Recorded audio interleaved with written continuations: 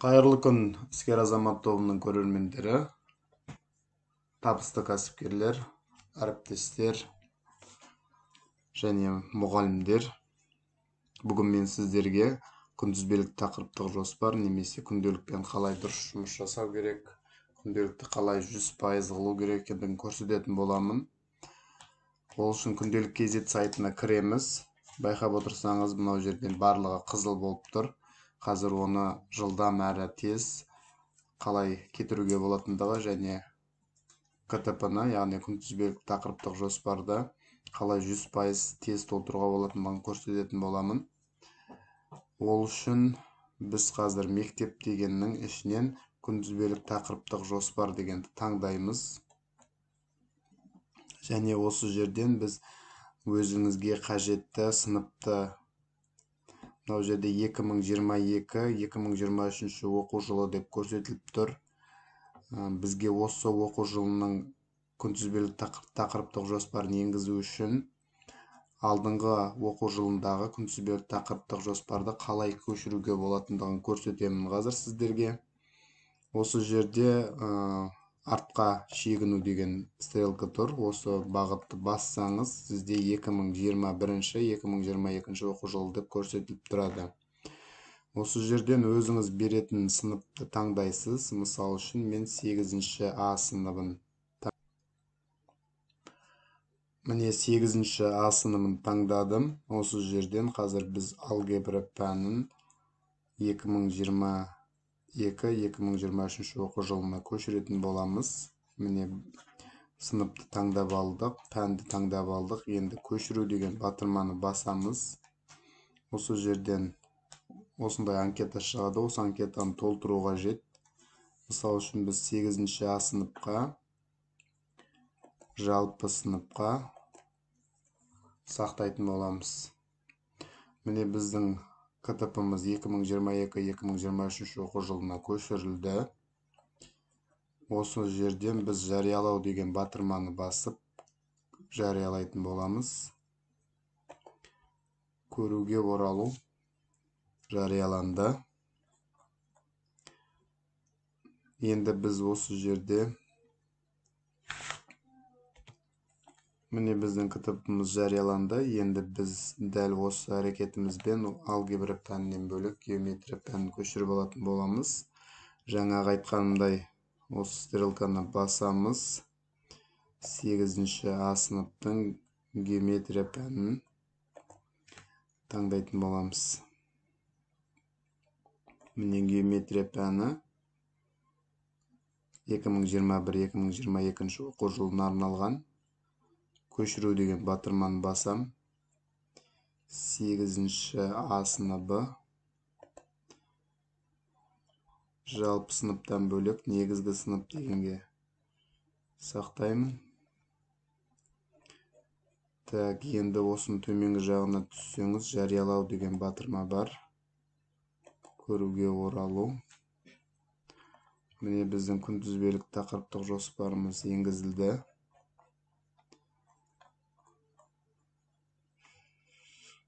Және мен қазір 11-ші сыныпқа арналған алгебра пәнін және геометрия пәнін, кешіріңіздер, 10-ші сыныпқа арналған алгебра және геометрия пәндерін енгізетін болам. Ол үшін күнтізбелік тақырыптық жоспар, кері қайту, 2021-2022 оқу жылына арналған күнтізбелік тақырыптық жоспарды ашып алам.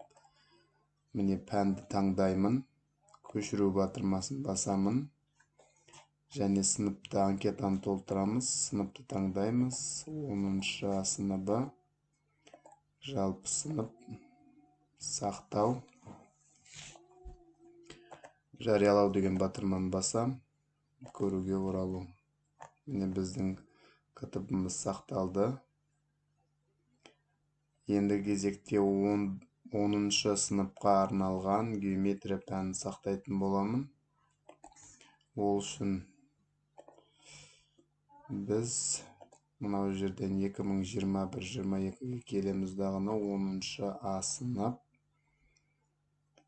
Геометрия пәнін таңдап аламыз. Көшіру батырмасын басамын және сыныпты таңдаймын.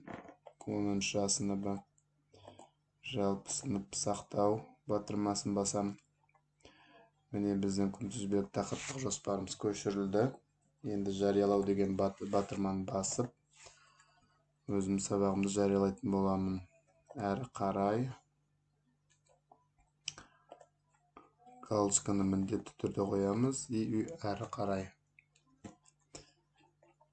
үйлестіру батырмасын басам.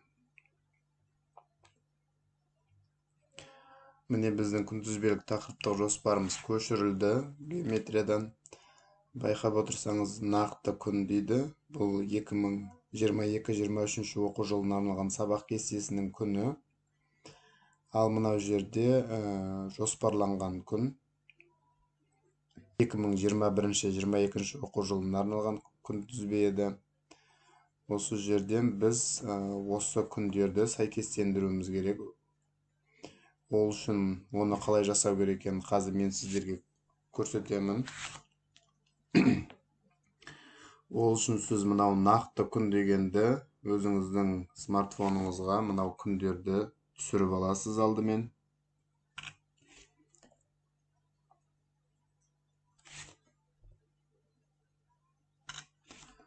Міне осы күндерді түсіріп аласыз. Одан кейін барып кесте бойынша үйлестіру, жариялауды алып тастау дегенді басасыз. Міне жариялаудан алып тастау. Бастым. Енді осы жерде мынау бірінші сабақ туырлау дегенді басамыз. Қарындаштың суретін. Осы жерде біз мынау сабақта күнін туырлаймыз. Біз жаңа смартфонға түсіріп алдық. Қай күн екендігін. Осы жерге бізде міне 1-ші қыркүйекте өткен енгіземіз. Міне 1-ші қыркүйек болып өзгерді. Мынау қарындаштың суретін басасыз. Мынау суреттің мынау сабақ бізде 6-сына болады. Міне оны таңдаймыз. Дәл осылай қалғандарында туырласаңыздар болады. Міне 8-не өткен сабақ.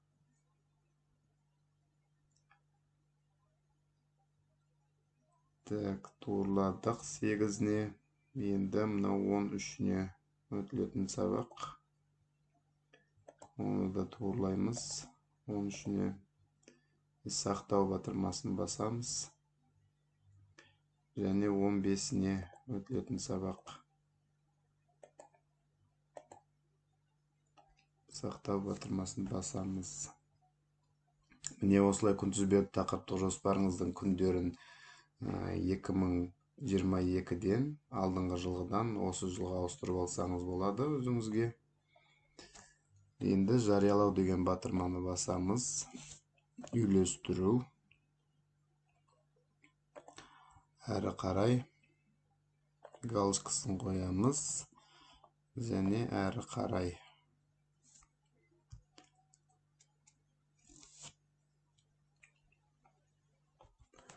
Міне біздің күнтізбелік тақырыптық жоспарымыз. Байқап отырсаңыз, мынау жерде күндері сәйкес келіп отыр. Біз жаңа туырладық.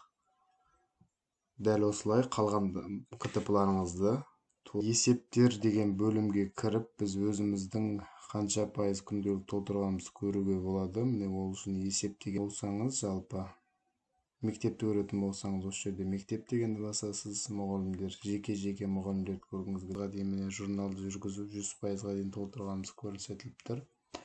Мынау жерде негізінде тақырыпты толтыру 100% болу керек, үй тапсырмасын толтыру 100% болу керек.